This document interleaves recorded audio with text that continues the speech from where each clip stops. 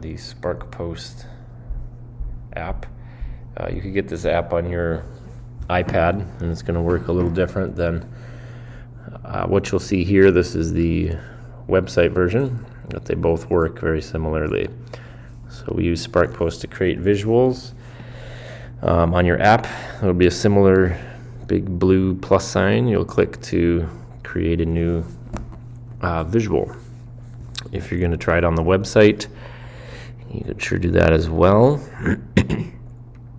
But we're going to be creating a custom size graphic. And on the iPad, I believe it takes you right to a screen that looks like this, which allows you to select a size for your project.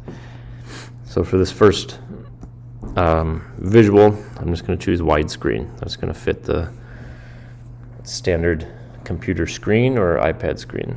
So I'll click next. SparkPost allows us to create a lot of great visuals very easily. On the iPad, the first decision you'll be encountered with is what will be your background. So there's a lot of different options for what you can add for your background. You can choose an image or from your iPad or your device. They also have a find free photos feature both on the app and in the website, which is really nice.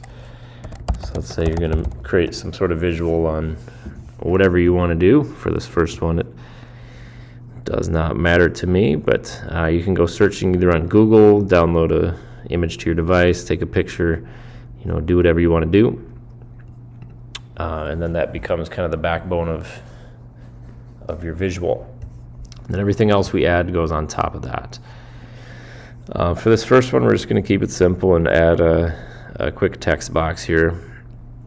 You can see they have some nice templates here, but I'm just going to go for the simple text box and type whatever I want to.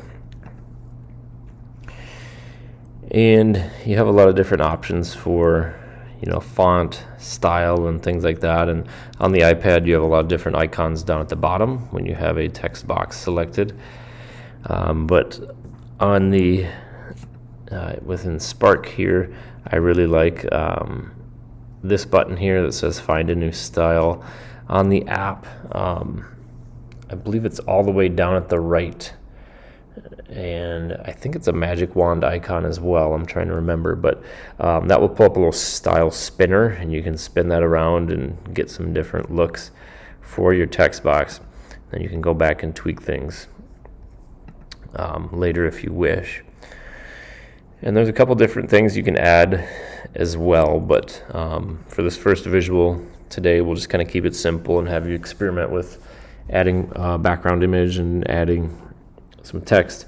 If you want to add anything else beyond that, great. But we'll go ahead and do a couple things before we get our image out of the app here. If you click on this, is called a watermark on the app. It allows you to remove that off of your image. On the computer here, it takes me to this screen where it tries to get money from me. But if I close that tab, I'm going to come back here and you can see that watermark is removed. On the computer, I can just click download, and there's a couple different options for how I could download it. PNG is a good one. That's just an image file. I have all of my downloads set to go to my desktop, so that's going to download right to my computer. If yours gets kind of lost, you could attempt to either drag this off to your desktop and post it to Schoology, or you can go hunting for it in your downloads folder. On the iPad, when you, I believe it's the export or share button, you'll be able to save it right to your camera roll. And hopefully you can locate your final image. So here's my final image. I would want to take this now to Schoology and post that under the discussion for today, just as our first practice with the app. So bare minimum, I need to see some sort of image, some sort of text box, play around with some of the style options. Whatever you want to put on your image, great. As long as it's school appropriate, it's getting posted to Schoology. So I'll check in with those later today.